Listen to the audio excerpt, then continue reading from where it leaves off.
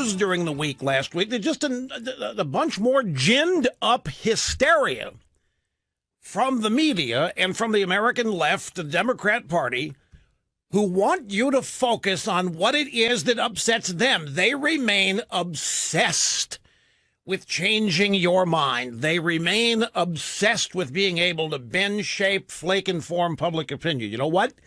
They're not able to anymore. And this, as much as anything, I don't mean to denigrate their hatred for Trump, because that's as strong and as high as ever, but their desire to prove to themselves that they can still bend and shape public opinion is what's driving a lot of this hysteria.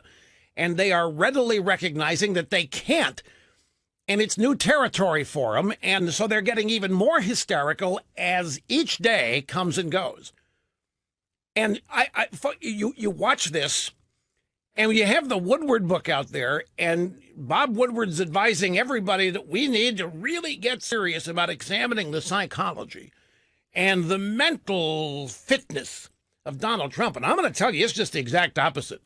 If anybody is close to a breakdown, it's people in the media and people on the left. If there's anybody in desperate need of some psychological help, it's those people, not Donald Trump. And not you and me. Greetings. Great to be back. Great to have you here. The telephone number, if you want to be on the program, is 800-282-2882, and the email address, lrushbo@eibnet.us. Man, there were lots of things happening last week that I wish I had been here to discuss. But I am here now, and we're going to go back, and we're going to review as many of the things from the past week or 10 days that I want to offer my 2 cents on. Just run down the list of things just to give you an idea of what's coming up. That funeral for Senator McCain. Whew. I know I've got to be very, very, very, very careful here. But that was a presidential funeral, which is fine, except for one thing. John McCain was never president. He tried twice. He lost twice. He never became president. So why? Who authorized a presidential funeral for Senator John McCain? Now, something that I think may not be widely known, that every living president is required to plan his funeral, to lay it all out, to make it known to government officials, because presidential funerals are, if ex-presidents want them, big deals. I don't know how many of you remember the funeral for Ronaldus Magnus, but it was almost an identical funeral to that of John F. Kennedy, complete with the caissons walking and marching through Washington with that, never forget that eerie drum beat that accompanies the caisson. Reagan had it. It was big, and the drive-bys were stunned at how big it was. The drive-bys, the media, the left, stunned at how many people came out for it, not just in Washington, all over the country. So when Senator Kennedy died, they tried the same thing. They didn't do a funeral that was the size of McCain's, however. But they attempted to do a presidential funeral in terms of the procession through Washington, and they were stunned at how few people showed up to watch it. I'm not talking about what went on inside churches. I'm talking about the casket parading down streets in Washington, D.C. So there really isn't a lot of precedent for a United States senator getting a presidential funeral. Now, don't infer anything from this. I'm just sharing with you some observations. Then, when I saw the eulogies, I mean, I probably, like a lot of people, said, whoa, what is this? See, my idea of a funeral, and I don't mean to be imposing this on anyone else, but my idea of it, I happen to believe that funerals are for the living, but to the extent that they are for the deceased, the purpose is to pray for the salvation of the soul of the deceased. And for that, there is a focus on God with an assist from men and women of the cloth, whose profession and job it is to assist in this ceremony to give comfort to the family of the deceased. I have to tell you that I was, well, I was going to say I was taken aback, but I'm not. I really wasn't. I was not surprised that at a funeral for a deceased senator, the focus would be the hatred for Donald Trump. I was disappointed to see it, but I wasn't surprised. I began to ask what kind of anger or bitterness must have been festering for however many months or years to produce that funeral. And by the way, when I then saw it, I'm going to get a big leap here, but when that anonymous New York Times op-ed was published, supposedly by some ranking senior advisor in the Trump administration, I saw at the end of that veneration for Senator McCain, I once again said, whoa. The two, to me, seem to be connected. Don't know that they are. Wild guess, using my intelligence guided by experience.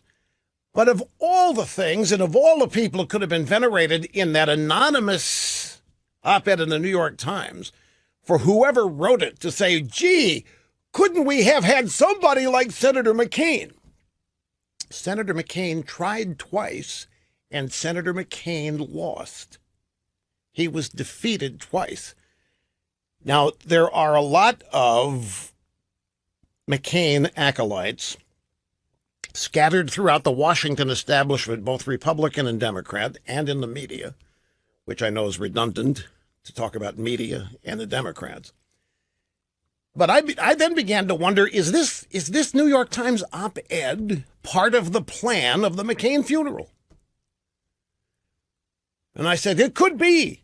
It could be. And it could also be the New York Times deciding to get in on whatever action they thought was going to happen because of the Bob Woodward book, Bob Woodward writing for the Washington Post. There is a rivalry between the Times and the Post. But in this day, they are unified in their gigantic effort to get rid of Donald Trump. But if anybody is making fools of themselves, it's them. And it's paramountly obvious they don't realize it. If anybody is making themselves look like they are unqualified for leadership, for unqualified for positions of power and influence, it is them. They have gone beyond their own ability to cope now. And I'm telling you, it is rooted in the reality that they haven't been able to make happen what they have in their minds always believed they've had the power to make happen. If they've wanted to get rid of a Republican, it's been pretty easy over the years. There are only a couple of exceptions Republicans targeted who have survived. Trump tops the list. They've tried every trick in their book. They've tried lying, anonymous sources, making things up.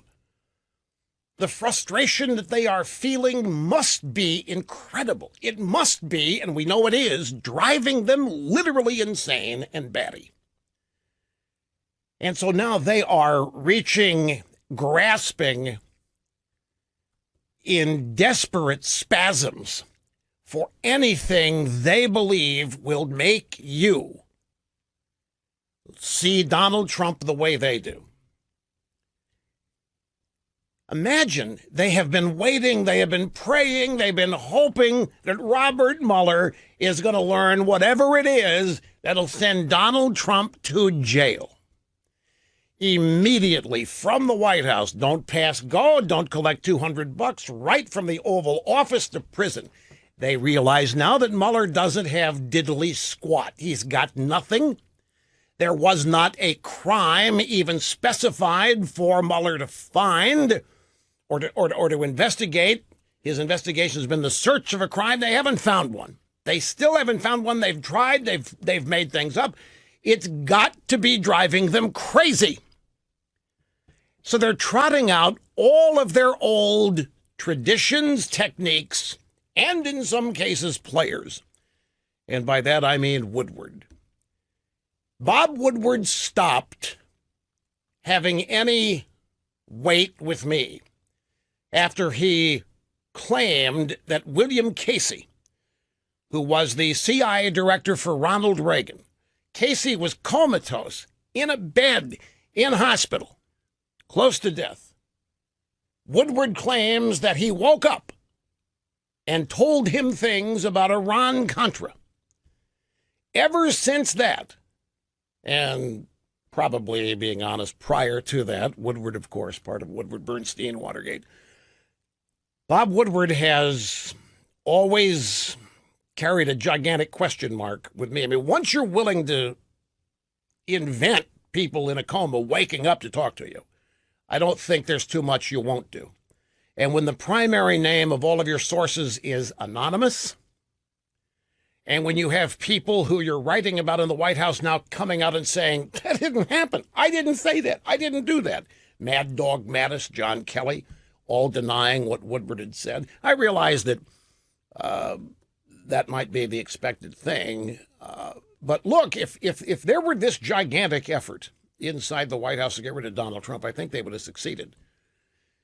They would have had a little bit more success than they have up till now. You know this? How many of you are aware of the controversy happened at the Women's U.S. Open tennis tournament over the weekend with Serena Williams and the new wonderkind Naomi Osaka? Are you aware that the controversy in that final is an exact microcosm for the Washington, D.C. establishment and Donald Trump? It is, folks, it is eerie. And I, of course, will explain it. If you're puzzled and scratching your head, what in the heck can they two have in common? It's all identical. You have an outsider, a young, well, in this case, young. You have an outsider. You have an establishment winner.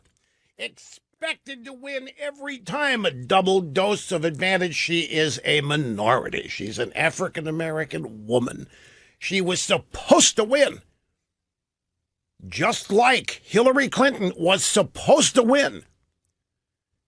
This Osaka babe, nothing more than fodder. Nothing more than a stand-in. Nothing more than the latest fall guy. Except everything went wrong.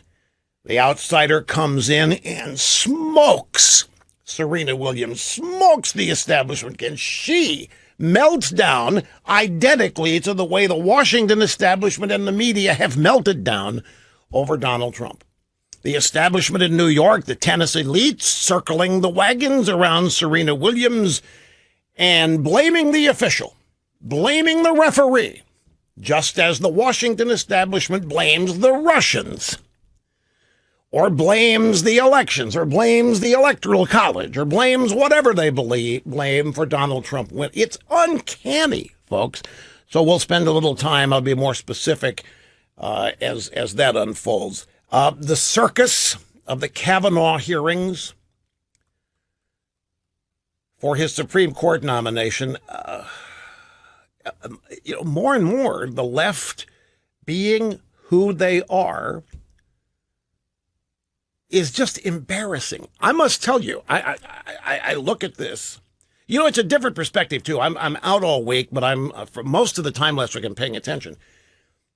And when I don't have to consume that stuff in ways to be able to regurgitate it and comment on it, when I'm just consuming it here, just reading it, but not doing anything else with it, I look at it even more so than I do when I'm doing show prep. Look, how can anybody, like at that Kavanaugh hearing, how can anybody who has a right mind, how can anybody with any kind of decency and common sense even think about voting for any of the people that those Democrats, Cory Booker and Kamala Harris, are appealing to? How can anybody in their right minds throughout this entire country vote for those people? I know they do. Don't misunderstand. I just refuse to believe that our country has become a majority of the genuine deranged that are represented by the people in the confirmation hearing room and the Democrats who are trying to appeal to them. I don't know if you saw it or not. There's a photo. A woman. I realize this is lunchtime in 2 of the time zones in this country, and arguably maybe 3 if you want to include brunch. There is a woman, picture of a woman, bleeding, menstrually. Not a small amount. The picture is taken, it's in that room, and it is all about trying to exemplify the danger that Kavanaugh poses to women who want abortions. It's sick. We are surrounded, infiltrated by genuine sickness. Physical, mental.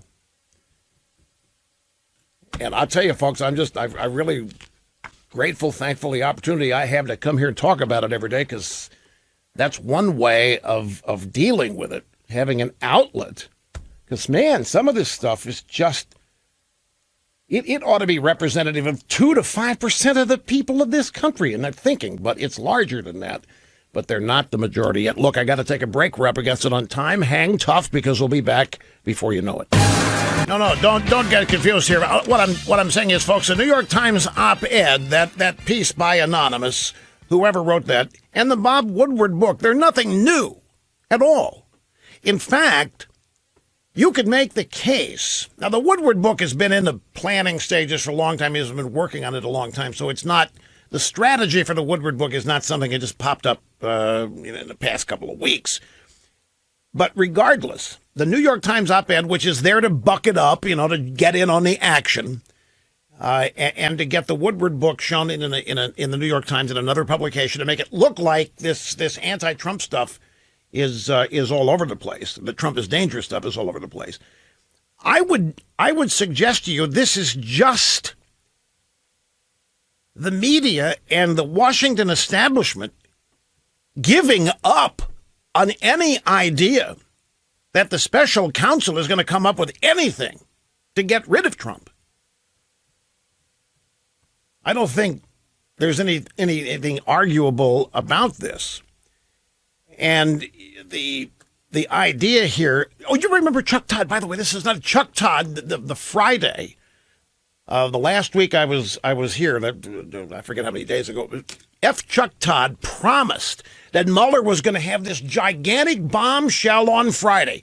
F. Chuck advising everybody to go to work on Friday. This is of the Labor Day weekend. Don't take the day off. Mueller is going to have a bomb. There was nothing. So I think they're resorting here to panic that what they've all believed and relied on, there's no there.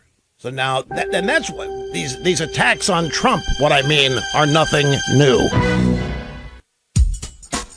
America and I, your beloved host, a household name in all 4 corners of the world. 800-282-2882 if you want to be on the program. Listen, speaking of tennis, you must get crazy. The climate change people find themselves in the same circumstance that the left is finding itself in with Trump. People just don't care. You look at surveys of issues people care about. Climate change, way, way, way down near the bottom. They just don't care. And it's frustrating because the drive-bys have put everything they've got into that. And it really does. All of this with Trump, I mean, it's much more involved in this, but I'll tell you, one of the primary things motivating the New York Times, Bob Woodward, all these people in the media is their almost incalculable frustration over being unable to alter public opinion on Donald Trump. Do not doubt me on this. It's something that everybody in the drive-by individually is frustrated by and collectively. So I have here a story from the Daily Telegraph in the UK. Climate horror exposed as Swiss millionaire loses evening at tennis game. This is actually a story where the New York Times is being made fun of. The Daily Telegraph. According to the New York Times, John Millman of Australia did not defeat Roger Federer at the U.S. Open. No, Federer was beaten by climate change.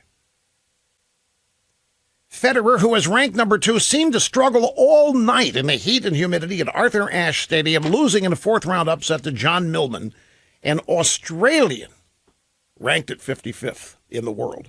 Federer said, yeah, man, it was hot. It was just one of those nights. I guess I felt I couldn't get air. There was no circulation at all. To some, the comments by Federer, 37, may sound like sour grapes, but they also underscore a growing problem: increasing nighttime temperatures. Under climate change, overall temperatures are rising. 2018 on track to be the 4th warmest year on record, but the warming is not happening. I'm not making this up. The New York Times actually blamed climate change for Federer's defeat. See, Federer is part of the tennis elite, and the tennis elite is the same as the Washington-New York media corridor elite, the same as the Washington establishment elite. And these challengers are a bunch of upstart outsiders who were just there to provide opposition, much like the Washington Generals did versus the Harlem Globetrotters. And now their heroes are losing, and they can't handle it. Now, this business with Serena Williams, I'm not making this up. The comparisons between Serena Williams and Hillary Clinton and Naomi Osaka and Donald Trump are just stunning if you stop to think about it, and if you know what happened. I don't know how many of you paid any attention to what happened in the U.S. Open, but Serena Williams melted down. She got swamped. She lost in 2 sets. She was never in the match. She got skunked by a 20-year-old upstart who, interestingly, is also a minority female. She's Japanese, spent some time growing up in America, but her heroine, her whole life has been Serena Williams. And her dream was to play in the U.S. Open Finals against Serena Williams. And it happened on Saturday, and she beat Serena Williams, and they made her cry. They made her feel like excrement for daring to beat Serena Williams. Serena Williams was left to complain that the judges were being unfair, the referees were unfair. She threw her racket in disgust after losing a point, started shouting that she's never cheated, that she's honest, that she's got a daughter now. She's trying to be an excellent role model, demanding that the referee owe her an apology. And the tennis elite circling the wagons around her, thinking the referee blew it. They had no problem booing the winner at the U.S. Open. They booed the winner. I'm telling you, folks, the comparisons are many. That U.S. Open women's tennis final, a microcosm for how Trump is treated by the elites in Washington. Same thing. How all of us are treated, in fact. Expected to lose. Expected to be second or third class. Supposed to apologize for winning and then reject the victory and give it back. Make allegations that our victory was tainted by cheating that benefited us. A lot of people are saying, well, Rush, you're missing the point on this. It's because of race. It's not race, because Naomi Osaka, I think, is got some. I know she's what, Haitian. Did somebody say Haitian? Somebody said Haitian. So she is a woman of color as well. She's Japanese, Haitian. It's not race, folks. This is elitism. This is pure. We're better than you. We are in an upper class and you're not. That's what this is. Now, Serena Williams is one of the chosen beneficiaries of the elite's affection because she does check off all the boxes. But they're also legitimately impressed with her talent. But that's not the primary thing. I just don't think race is the primary predominant factor here in what happened. I think the expectation that she is chosen, she is the perennial representative of leaders and of winners, and that this defeat of hers was a personal affront to the elites, not just to her. How dare that other girl win? They made that other girl feel like crap. When she was given the trophy, when she was awarded the trophy, she was in tears, and she did apologize. She apologized for causing all of this that upset Serena Williams. And Serena Williams sat there and nodded as though that's exactly how this young upstart ought to behave. I don't doubt there's a lot of sympathy for Serena Williams because of her race, but this is elitism, folks. It's more about being an accepted insider and losing to some exciting new outsider that drove them nuts. Here is at the award ceremony. Let's just tell you about this, because I'm telling you that the similarities are striking. At the awards ceremony, the winner, 20-year-old winner, Naomi Osaka, covered her face with her visor and cried. The crowd booed her. The president, the chairman of the United States Tennis Association, a woman named Katrina Adams, opened the awards ceremony by criticizing the winner and speaking longingly of the loser. The chairman and president of the USTA actually said, while the winner is there holding her trophy, perhaps it's not the finish we were looking for today, but Serena, you are a champion of all champions. I'm sorry, perhaps this is not the finish we were looking for today, but Hillary, you are the women of all women. You're the champion of all champions.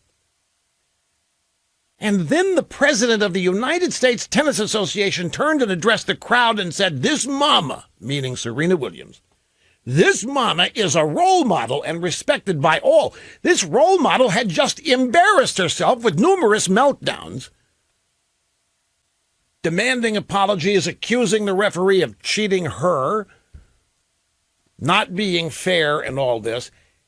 It's classic. It's just, there are no manners anywhere. There is not a single institution, it seems, that we can turn to and rely on for just common decency. And I'll tell you why. It's because every damn thing in life that the left has touched has been politicized by its ideology, liberalism. How dare they? This young woman, this was her dream, to play against the best and win, and she wanted the respect and admiration of Serena Williams. How many of you can relate to this?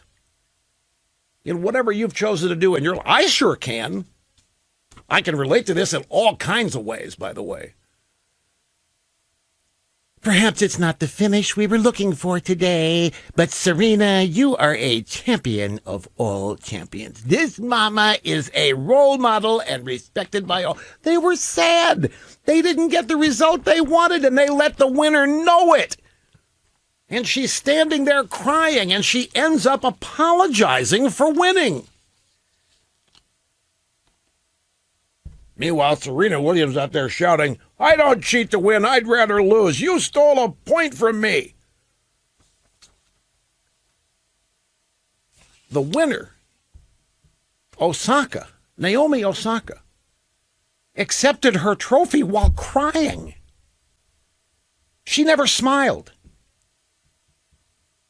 When asked if it was true that it was her childhood dream to play against Serena Williams, she sidestepped the question, even though she had answered it previously.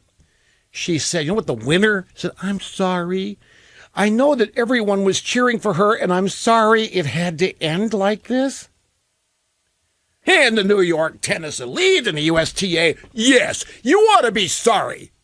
You damn well ought to be sorry. Who do you think you are beating our beloved Serena Williams? You ought to be sorry. They made her feel like 2 inches tall.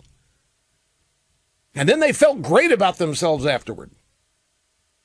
And then the winner turns to Serena Williams, who's made a spectacle of herself all afternoon, saying, I'm really grateful I was able to play with you. Thank you. She bowed her head, and Williams just stood there and nodded as though, yep, you damn well ought to be bowing your head to me.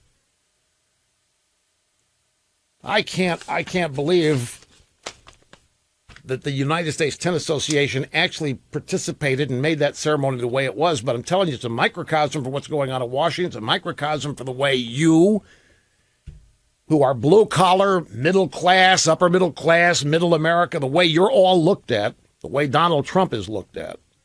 The signs are everywhere. And again, I fall back. I don't know how many people watch this thing. I didn't. I didn't watch this. I've never watched this stuff. I'm telling you this because I heard about it, and I went up and I got tapes and I watched replays of it. I was stunned. And then it hit me how overwhelmingly identical it is to the same elitist, arrogant, condescending attitude toward everybody else. And they can't do a damn thing right running their own lives or running this country. And yet they have this arrogant belief that only they are qualified, that only they know what to do. There was a Los Angeles Times column written by some guy named Michael Hiltzik 2 or 3 years ago. He said, Donald Trump is out of his mind if he thinks the U.S. economy can exceed a 3% growth rate. He's literally out of his mind. Well, what were you now, 4.2%? Barack Hussein Obama, who single-handedly set about trying to destroy, is now out there trying to claim credit for what Donald Trump has done? And the same elites are applauding Obama, even though he spied on them, even though he was disdainful of them. Anyway, a little long here, got to take a break. And we'll come back and get started on the phones, so sit tight, back before you know it. The phones, let me share with you the Washington Post treatment of the shameful defeat of Serena Williams by this upstart, Naomi Osaka. Headline, at U.S. Open, power of Serena Williams and Naomi Osaka is overshadowed by an umpire's power play. Yes, the Electoral College reared itself and enforced the damn rules of the game on Serena Williams. How dare the referee? In fact, grab audio soundbite 23. And I think 24. Here's Serena Williams. She's the first athlete to ever get in an argument with a referee. This was during the final itself. I'm here fighting for women's rights and for women's equality and for all kinds of stuff. And for me to say thief and for him to take a game, it made me feel like it was a sexist remark. I mean, like how he's never took a game from a man because they said thief. For me, it blows my mind. But I'm going to continue to fight for women. Okay, so that was a press conference afterwards. I'm here fighting for women's rights and for women's equality. What are they trying to win the U.S. Open, for crying out loud? What do you think, Serena Kaepernick? Anyway, well, yeah, let's get 24. This is Christine Brennan. She writes for the USA Today. It used to be the Washington Post, and she's being interviewed by Poppy Harlow, the Infobabe anchorette at CNN. And the question, is it solely sexism or is it more than that? They're all talking the referee and how the referee jobbed Serena. Look, she loses 6-2, 6-3. The referee didn't have anything to do with it. She just got beat. But see, just like Hillary, she didn't get beat. They cheated. The referee, the Russian, somebody cheated. And now the real winner is being ignored. No stories about her. Nothing. Anyway, here's Christine Brennan. I think it is sexism. Serena is a very outspoken person. She is a champion for many. She is bigger than the game. And so there are a lot of reasons why someone might target Serena or look at her differently. Clearly, she's an African-American woman. But we are seeing, as you've alluded to, over and over again now in the last, 36 hours since this happened, men in tennis, women in tennis, the greatest names in the sport, all of them coming down on the side of Serena being correct about a double standard. Of course they are. They're all part of it. Of course they are. Serena Williams didn't lose. You see, she got jobbed. Forget that she lost in straight sets and was never in it. The referee did it because the referee is anti-female. The referee is probably another tennis elitist who's probably shocked at the way he's been turned on by people he thought had welcomed him into the elitist club. This referee's got to have his mind blown. USTA turns on him. Serena turns on him. Not a whole tennis community. Anyway,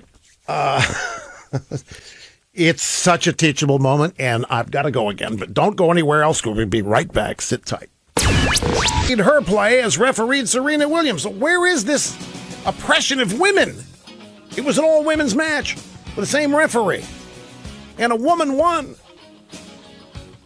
A minority woman to boot. So what women's rights were violated here? Welcome back, folks. Great to have you. Telephone number is 800-282-2882. The email address, lrushbo@eibnet.us. So back to the week. I was not here last week. The Bob Woodward book, well, that's actually hitting this week. And the New York Times anonymous op-ed piece. And by the way, just to review, I'm sure you have, let me ask you this. How many of you, when that thing hit, how many of you were outraged, angry, or how many of you just thought, no big deal, it's just the latest in a never-ending cacophony of panic and fear from the drive-bys? How many of you thought, aha, they've admitted it, there is a silent coup? There actually is a deep state, and they're trying to sabotage the Trump presidency. And then how many of you after that got livid, or how many of you didn't think it was that big a deal at all because it's nothing really new? I went through a gamut of emotions, and when I first saw it, I can't tell you how mad that I was. When I first saw it, I went through and I was conscious in the process. Okay, let's imagine how I feel if I really believe this is true. And then I went through that. And I said, okay, suppose this is made up, not true. This person that wrote this doesn't actually exist. It's actually written and composed by somebody at the New York Times. And they're claiming that it's somebody in the Trump administration, but we will never know because it isn't somebody in the Trump administration. So I considered that. Now I thought, how many people in the Trump administration don't even know the guy, but lie about their rank and their level of importance and all this? But when I saw, folks, when I knew the whole thing was rotten to the core, was when I saw toward the end of this anonymous piece, the veneration for John McCain. When I saw that whoever wrote this said, why couldn't we have somebody more like John McCain? Why couldn't we have? And then I thought, this person has to be a millennial. It has to be a young person, because this person writes as though this is the greatest challenge to the modern American presidency ever. And it isn't. It's nothing of the sort. Trump is not. I mean, these people may be, but Trump isn't. But this person, my belief that everybody's historical perspective begins with the day they were born, and nothing before that really matters to most people. That's this old-fashioned fuddy-duddy stuff back then. What matters is what happened when I was alive and when I am alive. And then I just openly went back and considered, I think I wouldn't put it past the New York Times to have made this whole damn thing up. And to have somebody on their editorial board write this thing. But how many anonymous sources have we had from intelligence people for the past 2 years claiming to have evidence that Trump colluded with Russia? The New York Times has led that charge. There isn't anybody. They haven't named names. They haven't produced any evidence whatsoever. Mueller doesn't have it. There isn't any. And yet the New York Times is written as though it's fait accompli. It's only a matter of time. And these people are telling us it's there. It's going to come out. It's going to be revealed. The Washington Post has been doing the same thing. CNN has been following the Post and the New York Times, and nobody's got diddly squat. So why couldn't it be logical to assume they made this up? And then, like I probably had hit most people, it hit me. They're admitting it.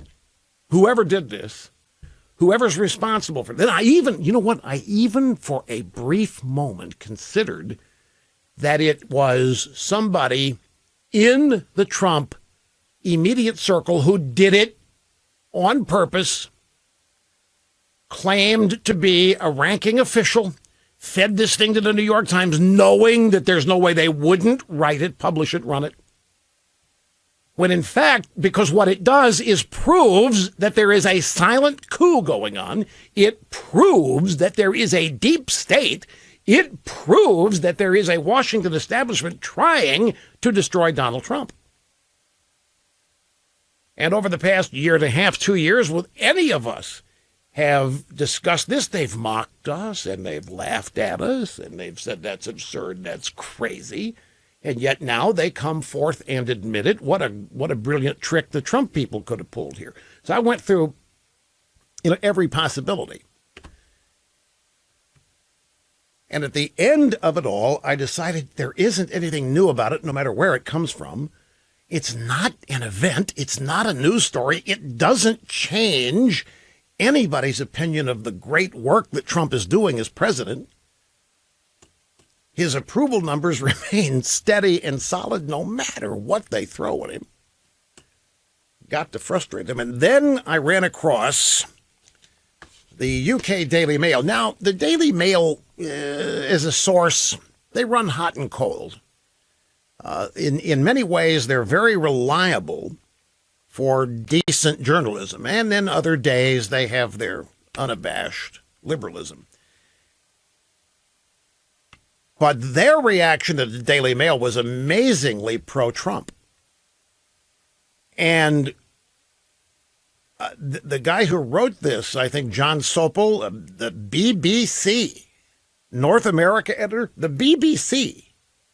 For those of you that don't know, the BBC is the New York Times in the UK. It may be more left than that if it's possible. The BBC is so far gone, there's no saving them.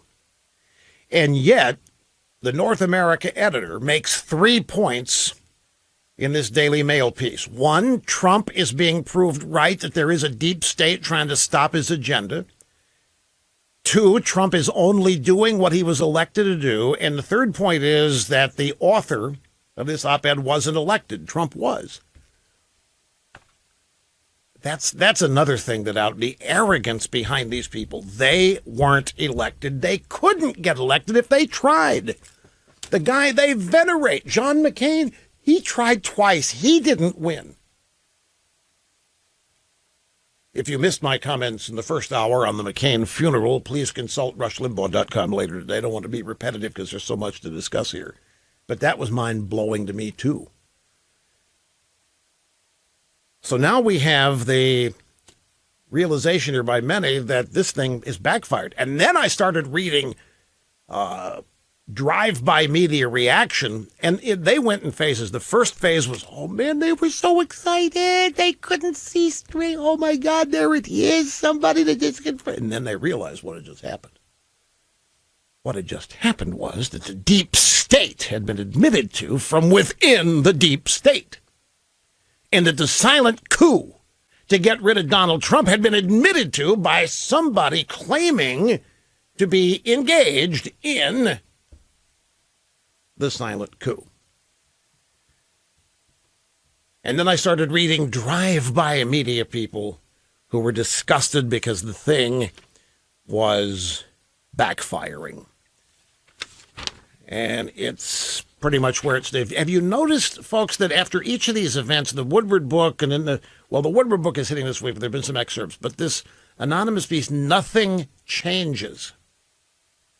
And the reason nothing changes is because it isn't really news. It's nothing more than an attempt to change your mind. It's yet another flailing effort by a media, paranoid, fearful that they have lost the ability to manage and shape public opinion. Then we got Barack Hussein who decides to go out and start back on the campaign trail because he was so successful getting Hillary Clinton elected.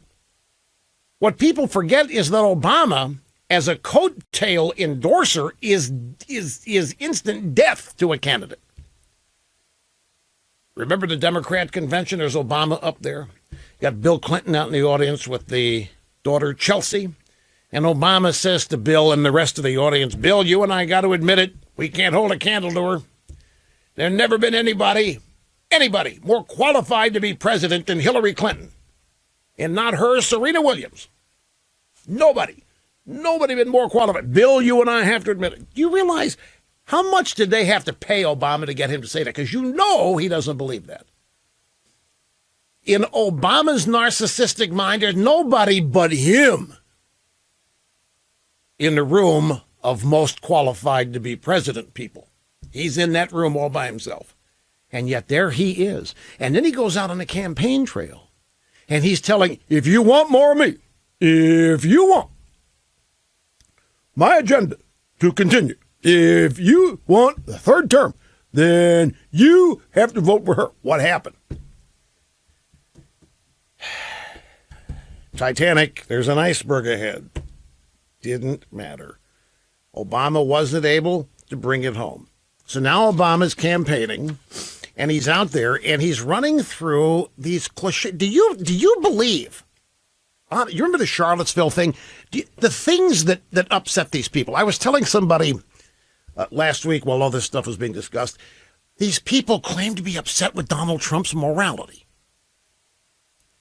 They claim that Trump's amorality, lack of morality, or his immorality just is beyond the pale. We can't accept somebody like this in our club. We can't have somebody like this as president. We can't have somebody like this leading the country. This is despicable. This guy has no character. He's ill-spoken. He's ill-mannered. And I'm thinking, well, who the hell are you? You people that want anybody who wants to be able to use any bathroom anytime, or you'll shut down a state if you don't get your... You want to tell us your morality is what we ought to follow? Some of the sick perversion you endorse and stand by and try to promote as normal, you people in charge of the degradation of women and African Americans in TVs and movies, you people are carrying the moral banner that we all ought to follow? Where do these people get off?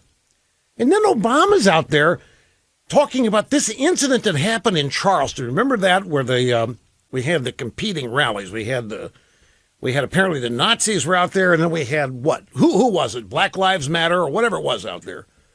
And they just can't get over it that Trump wouldn't criticize the Nazis, but he did. He criticized them twice, but in their world, he didn't. In their world, Trump said there's good people in every group, which, by the way, I was always told, being brought up. Anyway, so Obama's out there saying, what's so hard? What's so hard about criticizing Nazis? The stuff these people carry around that eats away at them over Donald Trump. Okay, criticizing Nazis, that's such... It's a no... Everybody in the world does. There isn't anybody supporting Nazis out there, and they're out trying to make a claim that Trump does. And Obama's out trying to say that this economy is his. When Barack Obama is the guy who told a bunch of union workers in Indiana that their jobs were gone and never coming back, and to get used to it. And then when Trump was campaigning, claiming to bring these jobs back, here's Obama saying, well, how's he going to do that?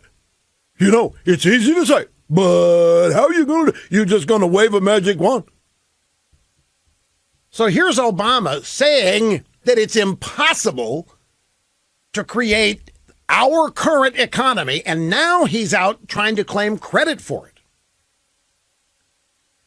In the beginning, ladies and gentlemen, Barack Hussein Obama created a massive stimulus package and said it was good. It wasn't. The economy dragged. On the second day, Barack Hussein Obama created Obamacare and said it was good, and the economy sank even lower. On the third day, Barack Hussein O created pallets of cash to Iran. On the fourth day, the Paris Climate Change Accords. And on the fifth day, Barack Hussein O opened the southern border to unaccompanied minors. He said it was all good. None of it was. On the sixth day, Barack Hussein Obama looked at all he had created and saw high unemployment, record food stamp beneficiaries, racial animosity and strife everywhere in this country. He saw high taxes, a stagnant economy, a nation in decline, and Barack Obama smiled.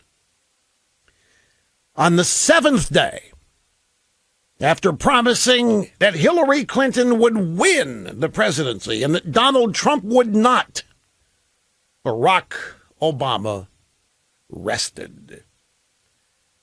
It came to pass that President Trump won.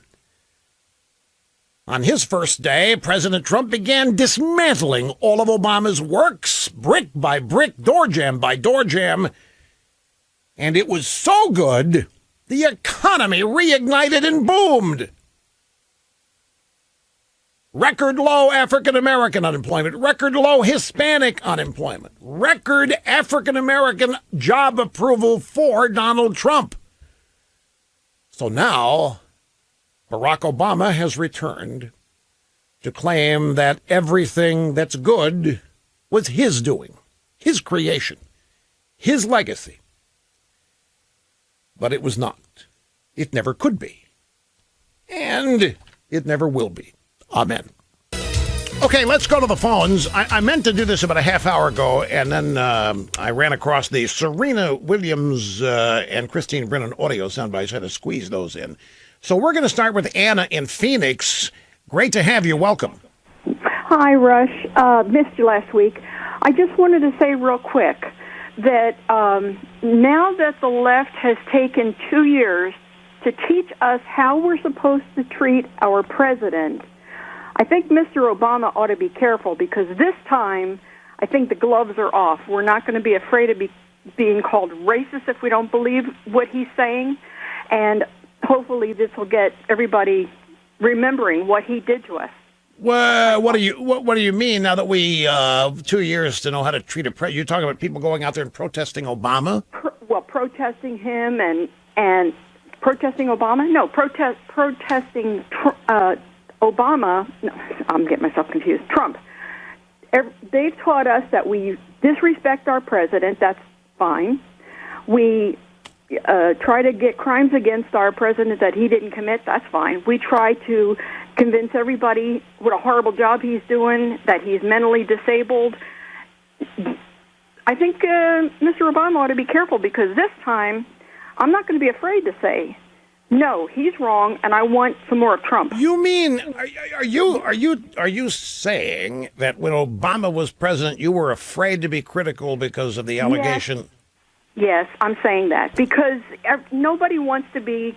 I know I'm not a racist, but they just made you feel like you couldn't say anything, or else you were. Well, I got to give you a little hint, Anna. They're going to keep doing it because you're not supposed to have learned here that it's open season on presidents.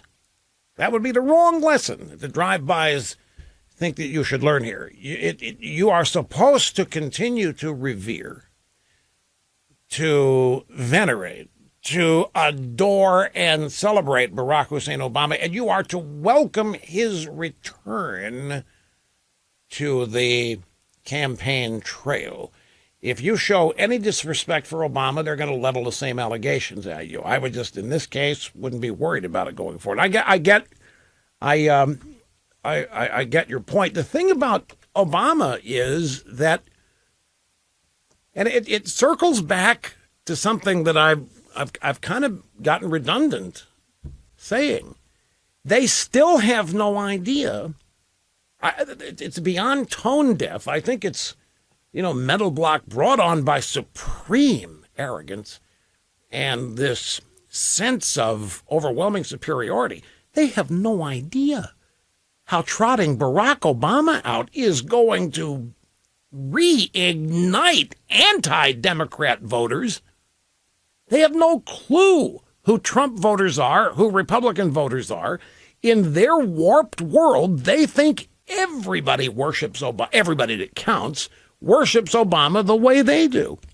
They have no idea the backfire they have just created by trotting him out. Phones here. This is Todd in Springfield, Illinois. Great to have you, sir. How are you? Rush, welcome back. We missed you, Sud. Thank you. Well, I missed being here, I must tell you. I've been with you 30 years, and I've enjoyed every minute. I'm calling today about these lunatics that were allowed to get into the Kavanaugh hearings. And am I the only person in the country that would like to know where these people came from, who let them in? You know, there's no way you and I could walk up to that door and just walk in and sit down. You had to get an invite. How did they get signs in? What happened to them after they were escorted out? Were they just let go at the door like a bird out the window? Like I said, when CNN was wanting the names, phone numbers, addresses of the Manafort jury, how come someone like Fox isn't looking into these people? Well, because I think everybody knows who they are. That organizationally, I mean, they're from Code Pink. And a bunch of other leftist organizations, and the people that let them in are senators, Democrats in the House and Senate. That's one of the ways you get tickets to these things, and they never will admit it. I mean, I don't want to say this like it's common knowledge, because everybody involved will deny it. Because nobody wants to be directly tied to, well, actually, no, that's changing. I think people like Kamala Harris and Cory Booker might actually think it would benefit them to be tied to these people. That's who the Democrats are portraying, or who are the Democrats are performing for. I mean, that's another thing for people to learn here. Look, I'm like you, and I saw pictures of Kavanaugh's parents, shielding their eyes. They were just flat out embarrassed. This is one of the greatest honors that can happen to an American family, to have a son or daughter nominated to be one of the 9 justices on the United States Supreme Court. It is indescribably unique, and it's, under normal circumstances, a tremendous honor to go through the process, but it hasn't been since Ted Kennedy and his Robert Bork rant back in the late 1980s. The Democrats have polluted and perverted the confirmation process when Republican presidents do the nominating, and it is that crowd that you saw in the Kavanaugh hearing. That's who the Democrats are performing for. That's the audience they're trying to get votes from. And that's when Cory Booker, I'm having my Spartacus moment. Then you have Kamala Harris literally editing a comment that Kavanaugh made, leaving out 2 words, changes his meaning entirely. She knows it. She knows that she's editing him out of context and lying about it. Produces the video, puts it on social media, 600,000 people see it and have no idea the thing is made up and totally out of context. This is who they are. And people have been getting into Supreme Court confirmation hearings. If you remember, Justice Alito's wife ran out of her husband's confirmation hearings in tears over what Democrat senators were doing, not even the rabble-rousers in the crowd.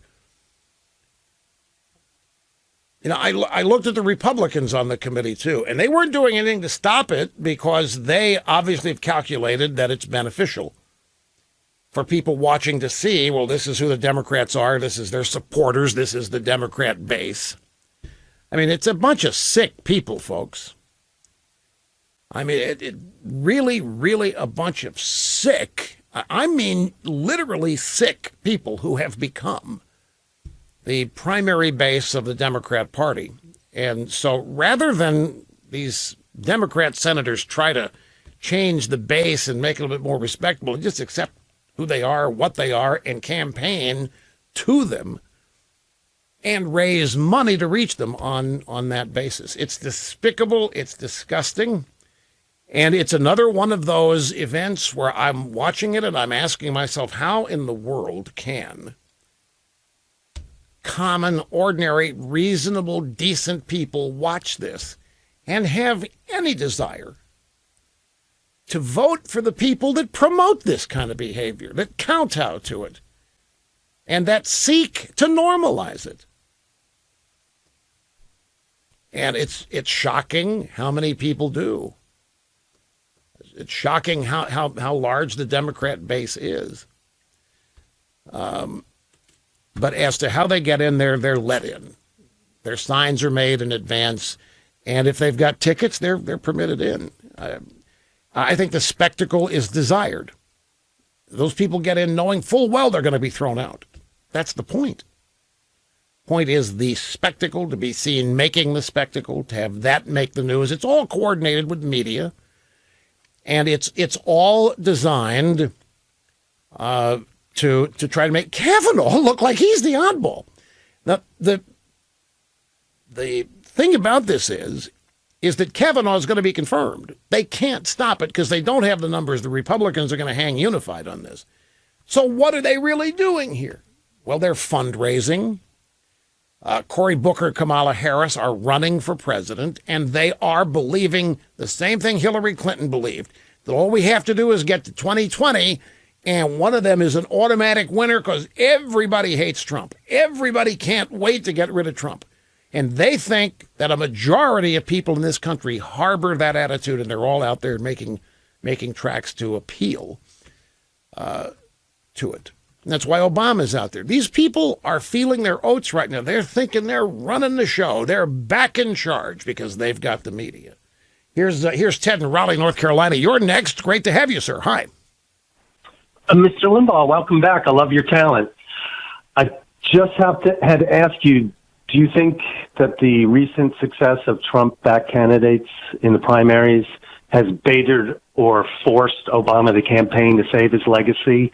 And hasn't Obama turned the midterms into a presidential election? You know, that actually is a good question. I think Obama doesn't need to be asked to come back, even though they may have. I think the great economic news and Trump claiming credit for it is enough to force Obama out. I was wrong, but only by 20 months.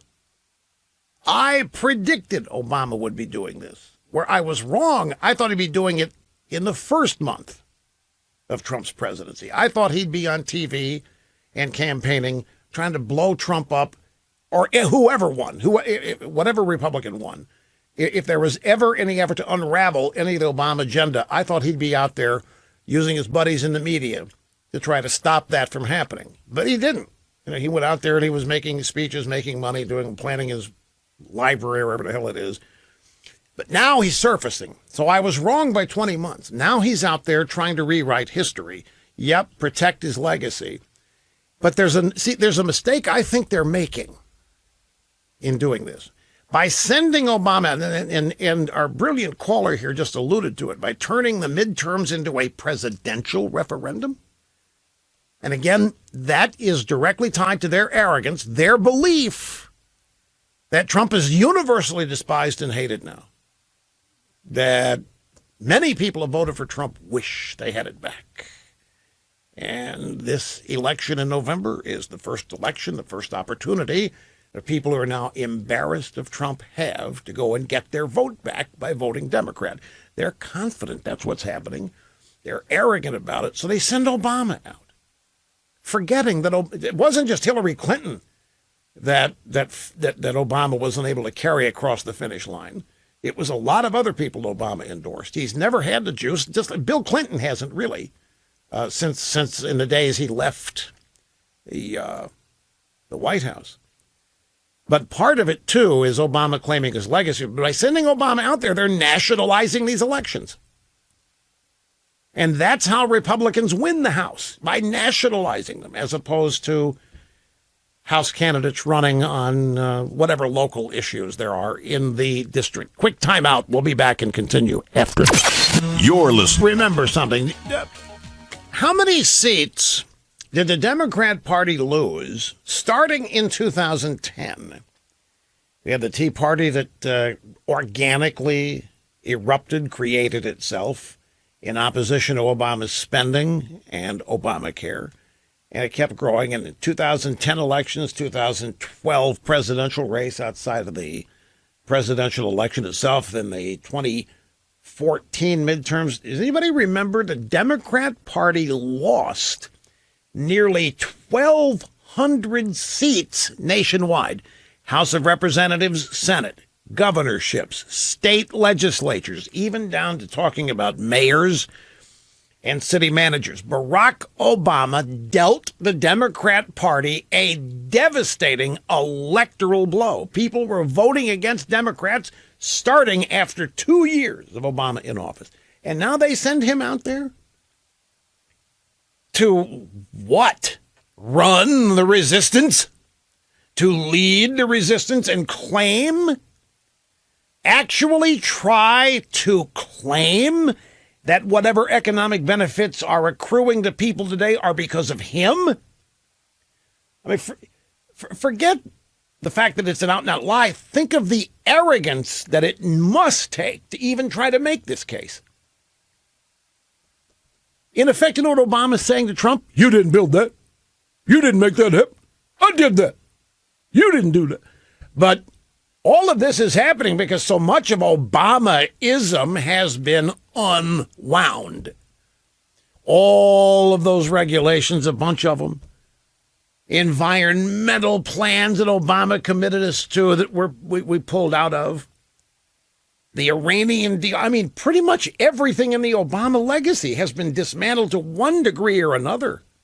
And look at the beneficiaries, the American people. They're fully aware.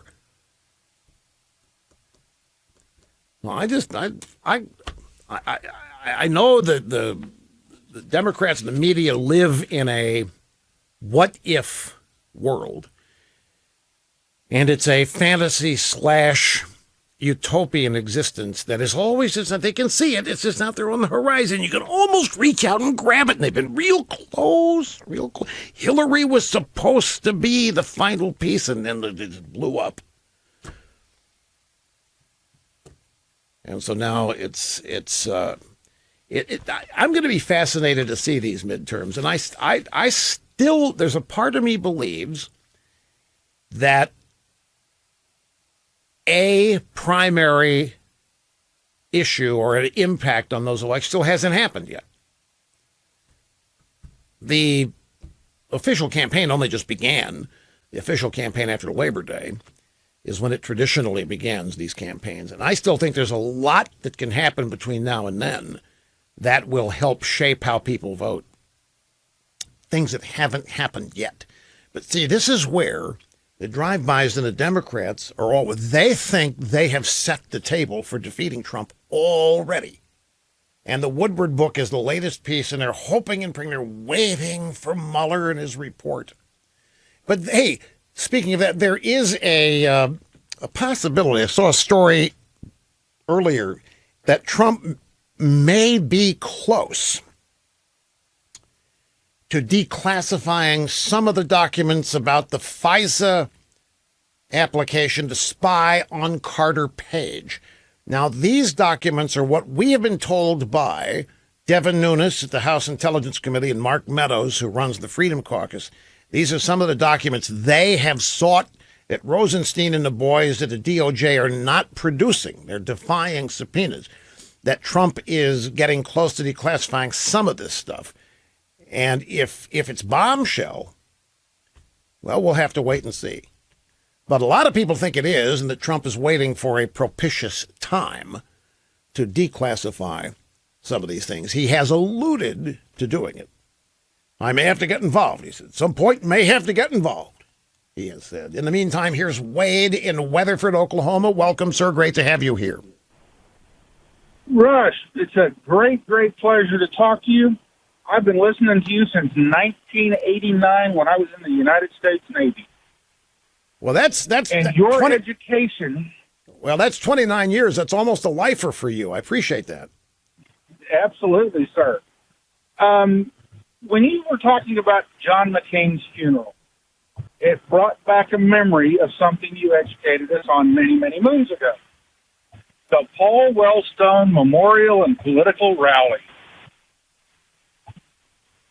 Yeah, And that's what now the Wellstone Memorial was a lot more raucous and irreligious than the McCain funeral. The Wellstone Memorial was not actually a funeral. All of that had happened. Wellstone had been laid to rest. This was actually just a memorial some weeks afterwards as opposed to an actual funeral service in a church. But I get your point. There were many similarities in terms of the politicization, right? Oh, yes, sir. It was a funeral and a memorial service, and then it turned into, for lack of a better word, an anti-Trump rally. And, Trump doesn't know what he's doing. Now, he's attacking this Americans. is where I differ from you. I don't think it turned into anything. And I'm not being critical. Don't misunderstand. Don't misunderstand my words or my tone of voice. I don't think it turned into anything. I think it was what it was planned to be. And I think, I alluded to this in the first hour, John McCain was a twice loser, and yet he got a presidential funeral. Why? I don't think that's accidental. I don't think it's coincidental. It's the United States Senator. When's the last time you saw a funeral like that for any United States Senator, folks? You just don't see it. I'm just telling you what is. Senators do not get funerals like presidents do. They gave McCain a president, and McCain wanted it. That funeral, this is what blew me away by it. I've always thought of funerals as for the living, comfort the living and the family, salvation of the soul of the deceased. That's what everybody, eternal life, heaven, that's the purpose of funerals, is to enforce, to make confident, to appeal to God for the soul of the deceased. And they didn't do any of that. They took the occasion of a nationally televised event for 3 hours to bash Donald Trump. And that's, since it was close to the Wellstone Memorial. But it was planned to be that. That's what it was intended to be. It was the establishment taking the death of a senator and utilizing that death for another attack on Trump. Also, you people are familiar now with the name George Papadopoulos because I have spent considerable time telling you who he is and his role supposedly in triggering the Trump-Russia collusion investigation. That's one of the first excuses the FBI gave. Oh, well, it started when Papadopoulos told the Australian ambassador that the Russians had a bunch of Hillary Clinton emails. Well, I looked into that and found out Papadopoulos didn't know diddly squat, that he was told that by a professor from Malta by the name of Joseph Mifsud, who now, by the way, is missing.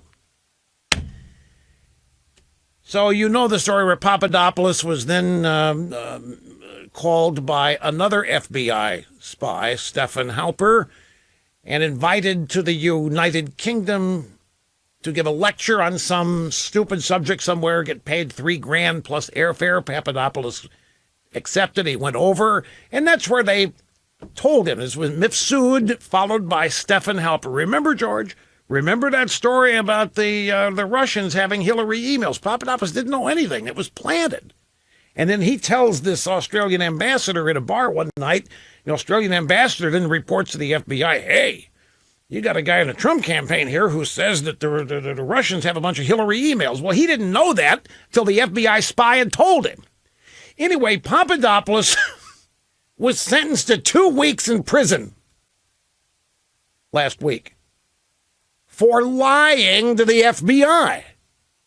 Not Papadopoulos never met Trump. He had no idea what Trump's foreign policy was. He was one of these early, and I don't mean to be denigrating of Papadopoulos by any stretch, I'm just saying he was, portrayed Trump foreign policy advice. He wasn't. Trump never got any advice from him.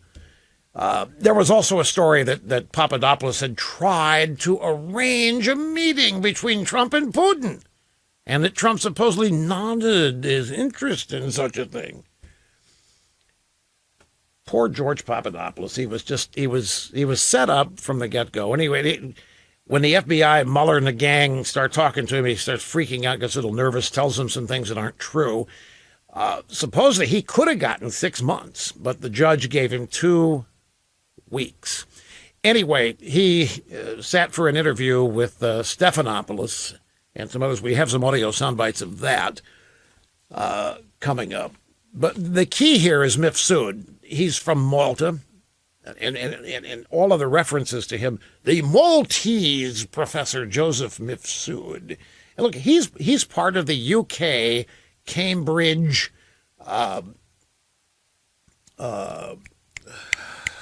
Oxford cabal.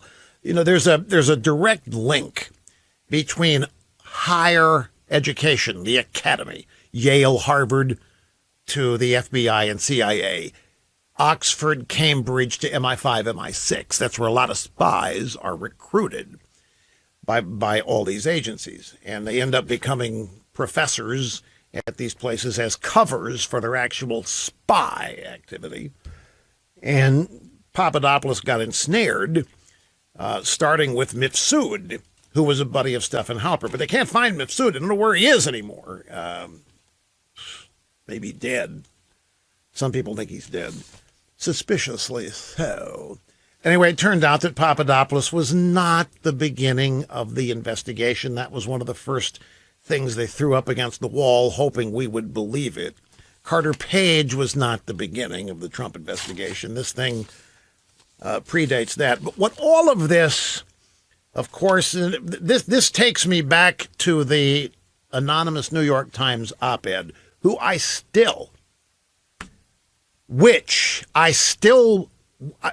not going to definitively say with ontological certitude that I think that whoever wrote it doesn't exist. Some people think that it's a mid-level National Security Council staffer or somebody in the State Department because whoever wrote the thing loves McCain. Look, John McCain is all over this anti-Trump, never Trump, whatever it is movement. He's all over it. He even allowed his funeral to be used for the purposes of anti-Trump. Just mind-boggling. Watch it. I cannot be any more definitive than I have been up to that. The whole mind-boggling thing. McCain was instrumental in getting that dossier publicly disseminated. McCain had and obviously harbored a hatred for Trump that did not abate.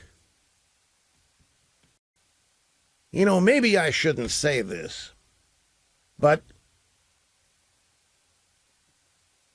poor Senator McCain was given this brain cancer diagnosis, and it's a kind of diagnosis that is final. It's a kind of cancer that's terminal. And then the objective here is to treat it where you can live as comfortably and predictably, and productively for as long as you can. Whatever length of time that was, there's a part of me that really feels sorry for Senator McCain to be so, maybe not consumed, but so still festering with dislike or hate for Trump. It's a shame. But it was real, and we know it was real because of what happened at the funeral. And then this anonymous Times piece that venerates McCain and praises McCain. I think this stuff is all connected.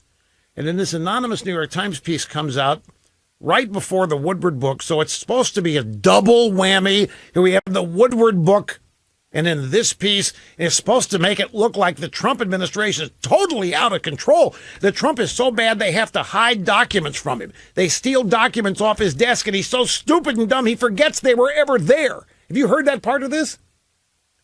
So they'll have a piece of, some memoranda or pieces of legislation that Trump has to sign. And if they think it's bad stuff, they'll just take it off his desk, and he's so stupid he forgets it was there. This is what they tell us. He's so dumb.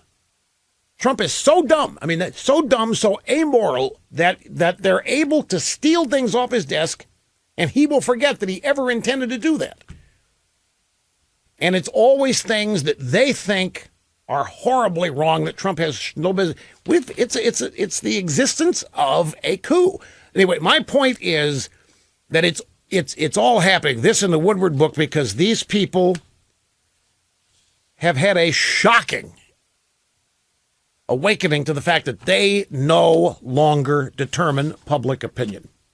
If they did, Trump's approval numbers would be in the 20s. Let's be honest about it. If these people determine public opinion, Trump might have been hounded out of office by now. I don't remember a president in my lifetime ever so consistently denigrated. And if the American people bought this garbage that they're being fed every day, Trump would be gone long ago. But his approval numbers hover between 44 and 48. It's got to be driving them nuts.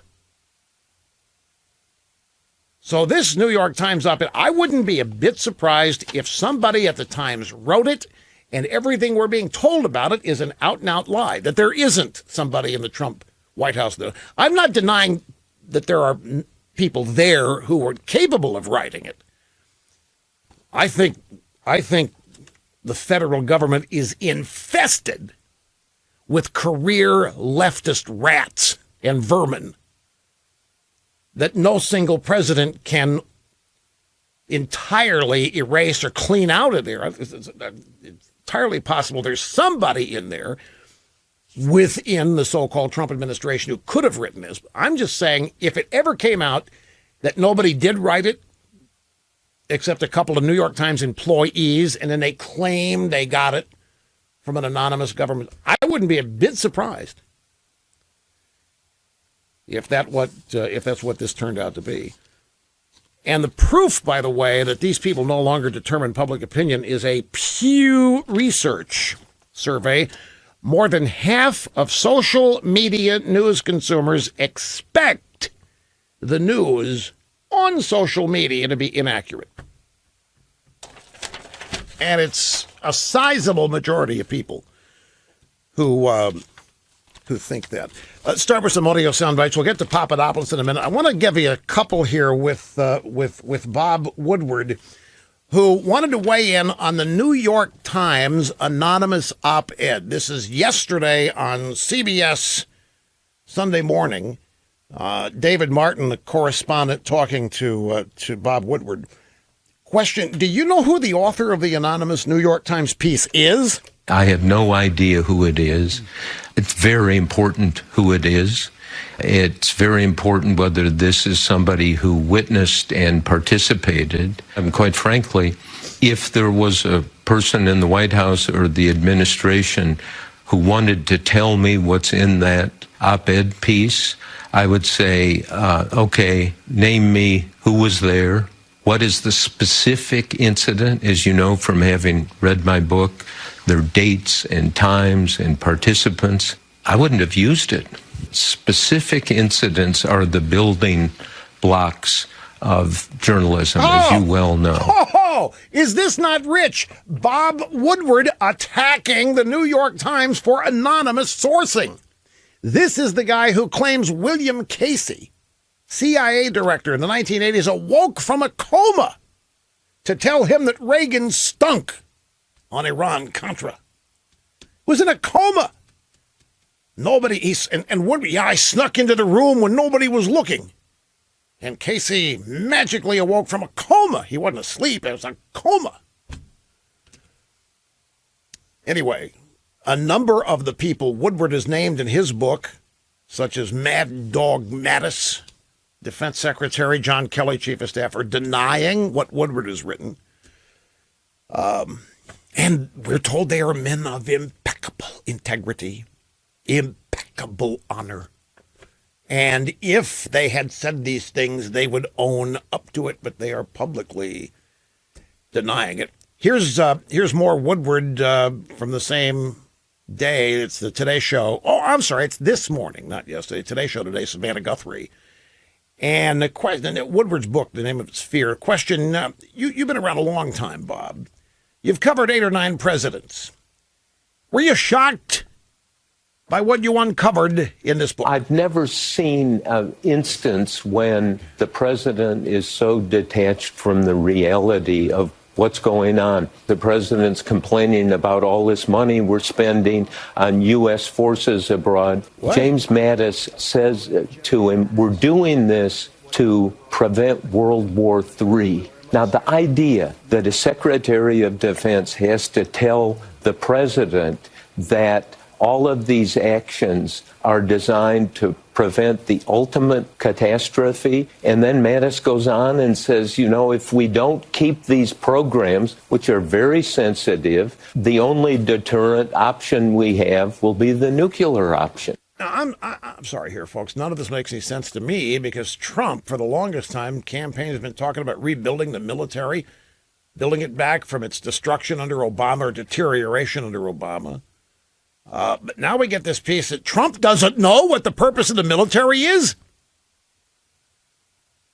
You know, we never get things like this about Obama, who doesn't know how to pronounce Corman, who didn't know that there are not 57 states. We don't have any questioning of what Obama knows or doesn't know. There's just this acceptance that he is a genius because of, again, the arrogance of liberals toward themselves and each other.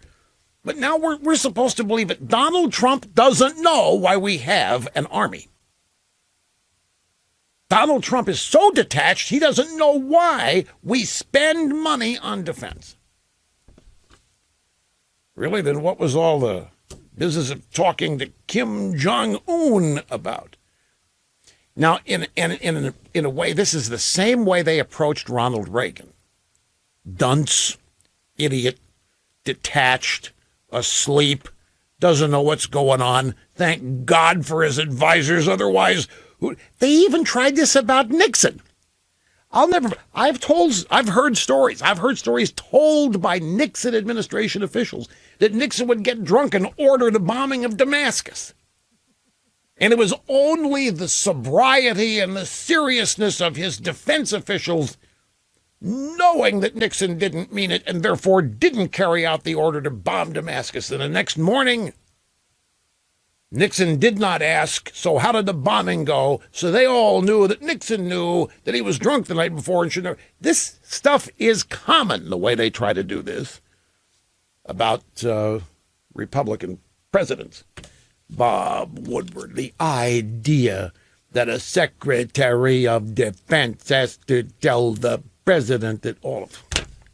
How stupid do they think we are? One more from Woodward. Jump forward to soundbite number 9, going back to February 28th of this year. It's on Anderson Cooper show on CNN.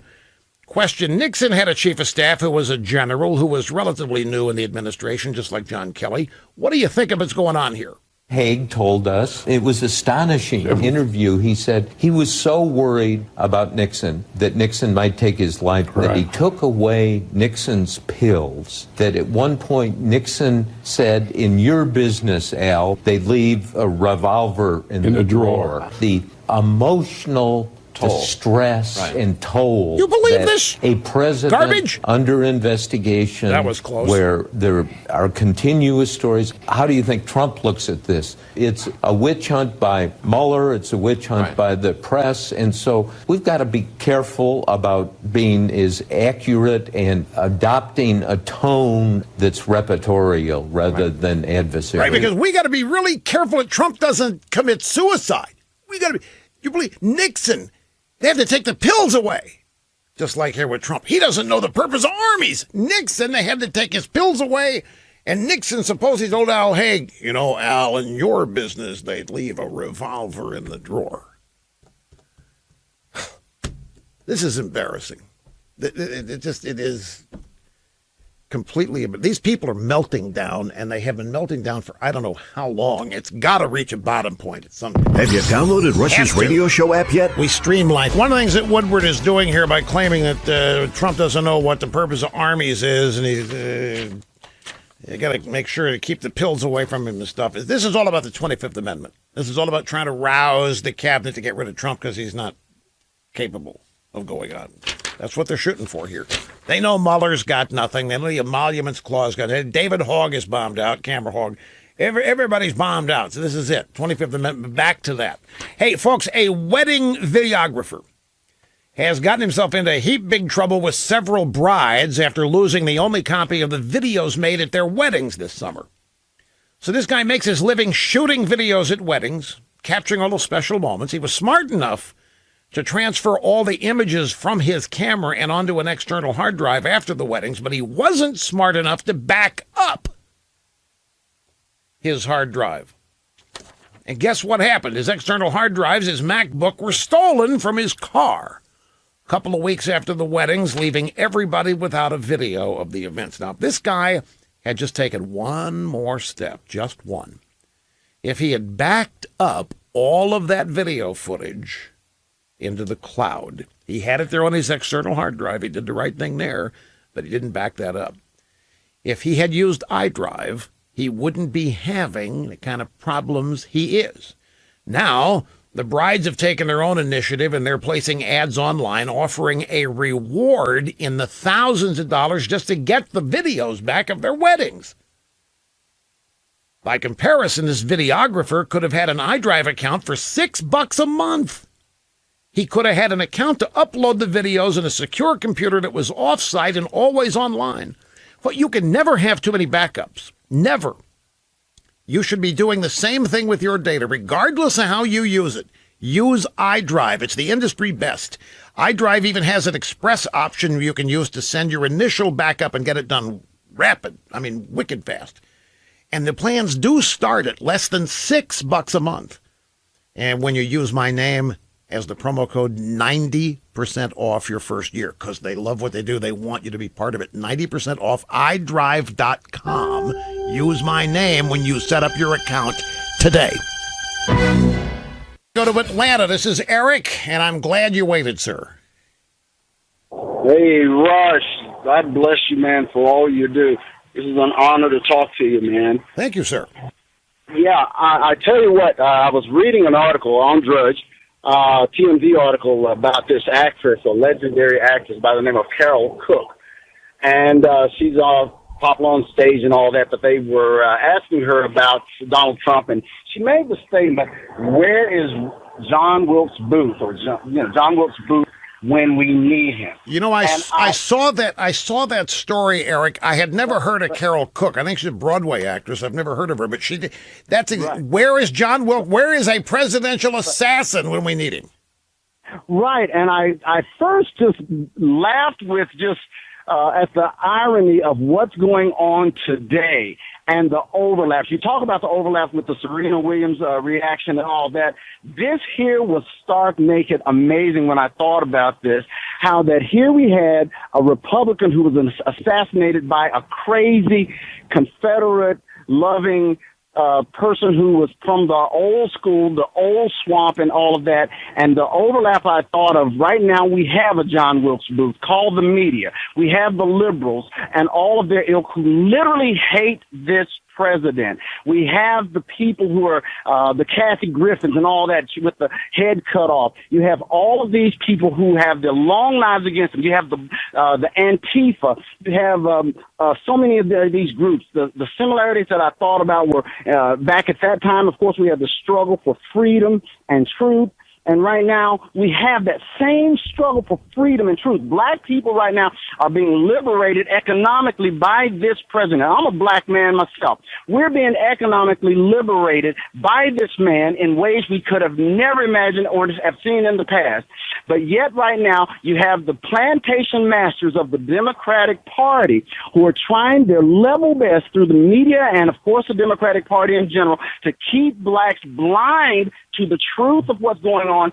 The blacks of the day during the slave time, the slave owners, they kept blacks enslaved by telling them that the North was coming to kill them and take them away and all of this stuff. This same type of propaganda and deception is going on now on so many fronts. But John Wilkes Booth, we have him. We have him right now. But this battle and struggle over morality and conscience, truth and freedom, and as I said, Trump's a Republican. Well, Lincoln was a Republican.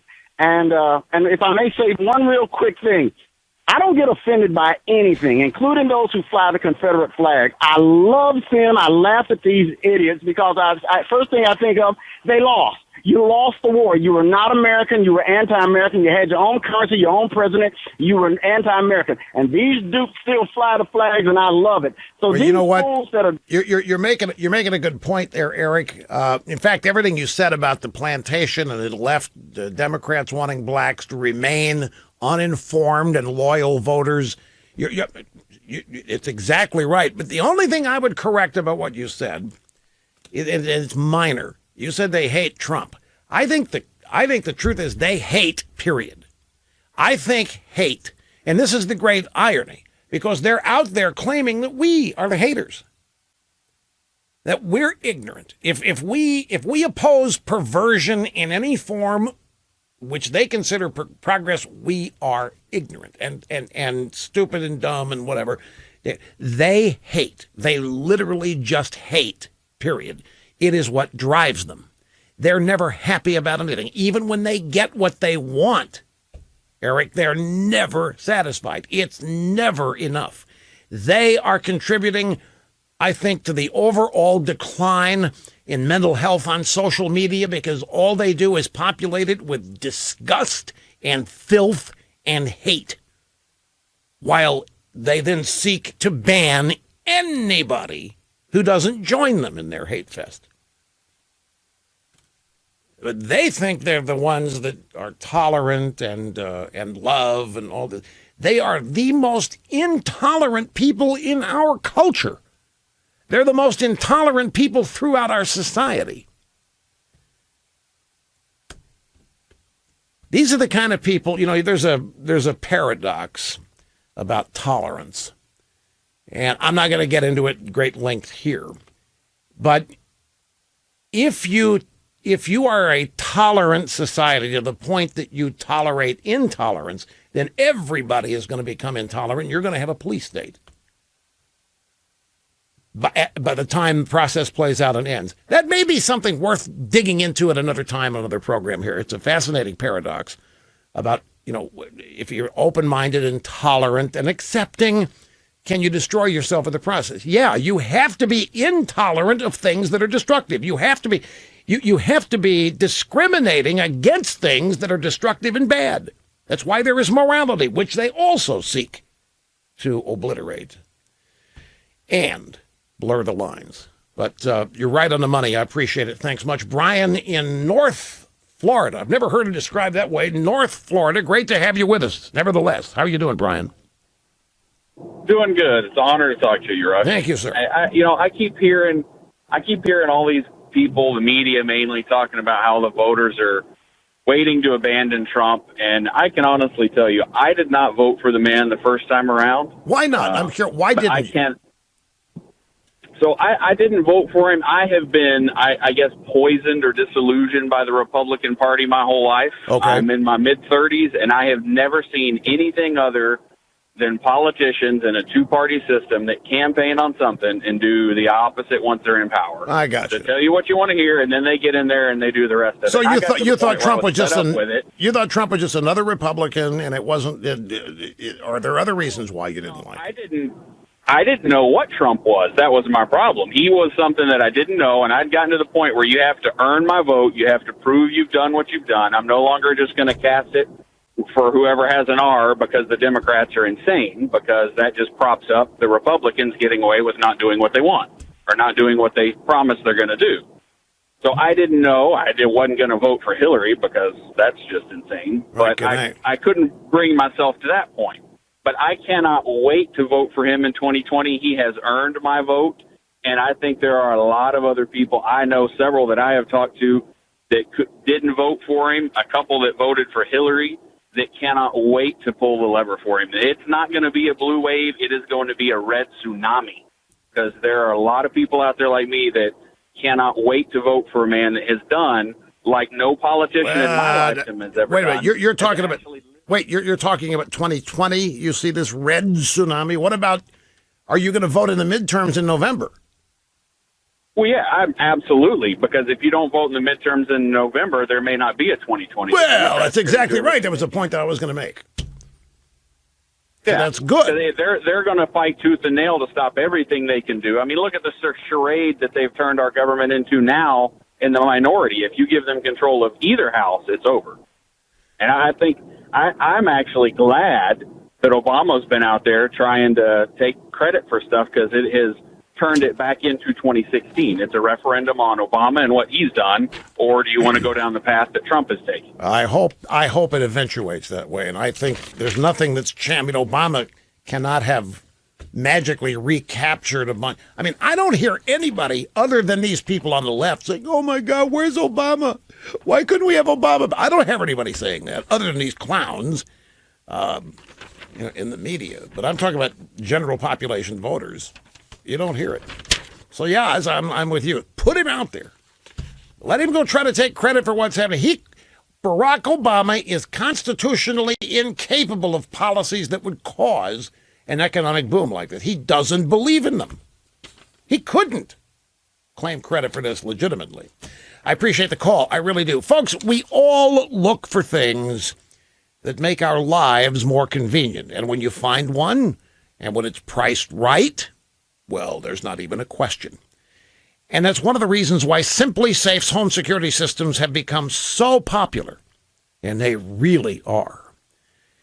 It not only provides more convenience, it makes your family safer and more secure. It's convenient because of how easily it operates as compared to existing home security systems. Now, the system itself is easily installed in an hour's time, because all of the components connect with Wi-Fi signals. And the Wi-Fi is built into the sensors. There's not a single wire, and that's why this is so simplified. That's why this is so advanced technologically and so innovative.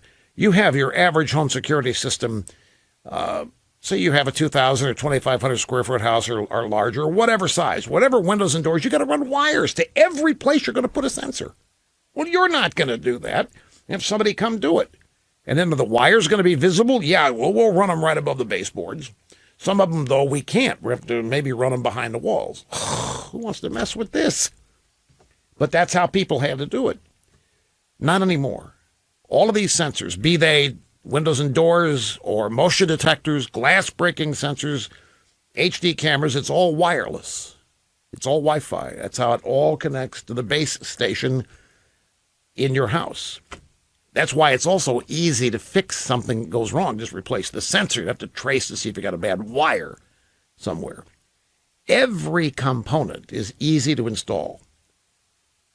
Sirens, the sensors for the doors and windows, motion detectors, they all arrive at your home pre-tested, pre-configured to communicate with each other. You're just removing them from the boxes and attaching them to the parts of your house you want to protect. Now, once the system is set up, you can activate the Simply Safe 24/7 monitoring service. That's only $15 a month, and without any long-term contract commitment, month to month. It'll connect your system with the local police and fire department. That ensures that when your alarm goes off, you'll know if somebody attempts to break in with an immediate notification on your phone, and the cops will get called, or the monitoring service will, and you're protected. You buy the system online, simplysafeusa.com. That's a website built out years ago just for this audience. They started here, and that website hasn't changed. There's no offer code or anything else needed for you to get the deals. Simplysafeusa.com. The deal is 10% off the system that you choose and a 60-day money-back guarantee. 2 months to test this and try it. If you don't like it, pack it up, send it back. They'll send you all your money back. Simplysafeusa.com. USA.com. With this David Camerahog, a kid from the school down in Florida where the shooting was, he was up in Canada with that ogre, Michael Moore. Michael Moore's got this new movie out. It's called 11/9 or 9. Well, it's an anti-Trump movie, just like his Fahrenheit thing was anti-Bush, whatever. Anyway, they're up there promoting this thing, and little Camerahog has the microphone. He's urging Canadians to get involved in American elections and to start flooding America with voters and money. And Moore had to grab the microphone away from him and say, no, we are not in favor of foreign intervention in our elections. Little Camerahog is going nuts because he thinks that America has lost the ability to do elections right, that we need foreigners voting to make sure America remains what it was founded to be. And, an ogre panics and starts grabbing the mic from him. By the way, I looked it up. Obama, one of his speeches in California, which ostensibly loves Obama, 750 people. Now, I don't know if it was a fundraiser. If it was a fundraiser and you had to spend some money to get him, maybe I could see why it was. But if this was,